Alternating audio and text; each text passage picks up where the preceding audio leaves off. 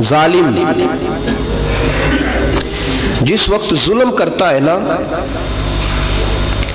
اس وقت وہ یہ سمجھ بیٹھتا ہے کہ میں ہمیشہ اسی طاقت میں رہوں گا۔ ظالم جب ظلم کرتا ہے تو وہ سمجھتا ہے کہ شاید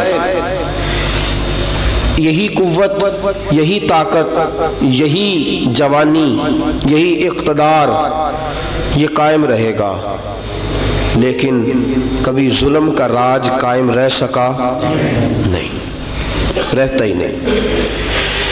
یزید نے ظلم کی حد کر دی، جب تخت حکومت میں بیٹھا تو ظلم کی حد کر دی، حد کر دی اس نے سمجھا تھا کہ شاید یہ اقتدار میرے پاس رہے گا، شاید یہ تخت جو میں نے سجایا ہے اس پہ سجا رہوں گا، بنا رہوں گا، قائم رہوں گا۔ اسے سمجھ نہیں نہ آئی کہ حکومتیں ظلم سے نہیں عدل سے قائم رہتی ہیں۔ میرے عمر فاروق رضی اللہ تعالیٰ عنہ کی حکومت عدل سے قائم تھی تو 12 سال قائم رہی، 12 سال قائم رہی، اور عمر چلے گئے، عدل کرتے کرتے چلے گئے۔ میں اگلے جمعے بیان کروں گا حضرت عمر کے بارے میں۔ جناب عمر چلے گئے، عدل کرتے کرتے دنیا سے رخصت ہو گئے، لیکن مدینے کی گلی سے بھی جا کے پوچھو گے تو عمر کے عدل کی گواہی دے گی۔ مدینے کی گلی اور مٹی بھی کہے گی کہ عمر عادل تھا۔ یزید نے ظلم کیا نا، پورے 4 سال رہا، لیکن اس کا خیال تھا کہ میں جمع رہوں گا، بنا رہوں گا، رہ سکا نہیں، رہ سکا، کیونکہ اللہ غافل ہے، اللہ کو پتہ ہے۔ اور ایک اور بات بھی، ایک اور جملہ بھی کہنے لگا ہوں، اسے بھی یاد رکھیے گا، ظالموں کو مددگار بھی مل جاتے ہیں،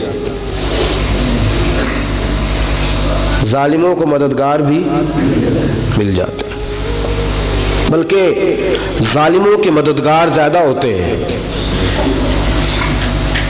بدی جلدی پھیلتی ہے، گناہ جلدی پھیلتا ہے، ظالموں کے مددگار زیادہ ہوتے ہیں۔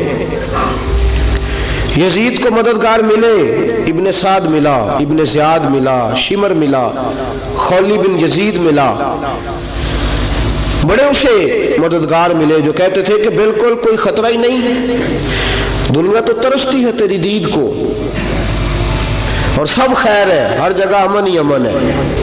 یزید جب ظلم کر رہا تھا تو سمجھتا تھا مجھے کوئی نہیں پوچھے گا، کوئی میرے قریب نہیں آئے گا، لیکن یارو اس تک دنیا کا کوئی بندہ تو نہیں پہنچ سکا، لیکن اللہ کا قہر تو پہنچ گیا نا،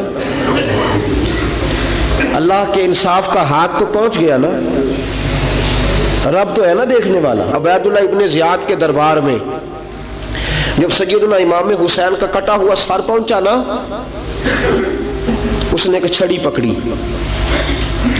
اور چھڑی پکڑ کے نا تو امام حسین کے لبوں پہ مارنے لگا، کہنے لگا تجھے کہا تھا نا بات مان جا، کٹا ہوا سر تشت میں رکھا ہے، تجھے کہا تھا نا بات مان جا۔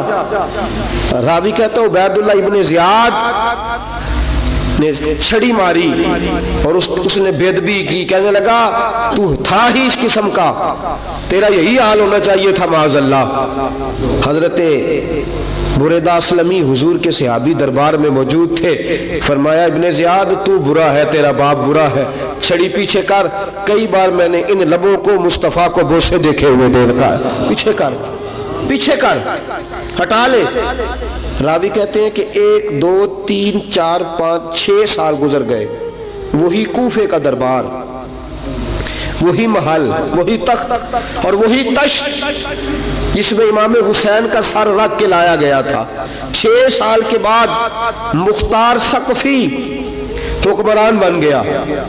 مختار ثقفی نے کہا کہ میں چن چن کے ماروں گا وہ بندے جنہوں نے امام حسین کو قتل کیا تھا۔ 1 نہیں 2 نہیں 4 نہیں 6000 بندہ مارا اس نے، چن چن کے۔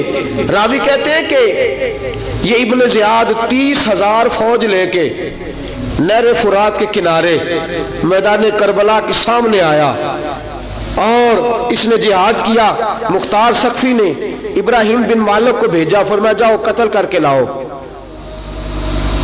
لڑائی شروع ہو گئی، یکم محرم کو ہوئی تو پھر بند ہو گئی، پھر 5 کو شروع ہو گئی، پھر 7 کو شروع ہو گئی، 10 محرم کا دن آ گیا، 6 سال کے بعد وہی ظہر کا وقت آ گیا۔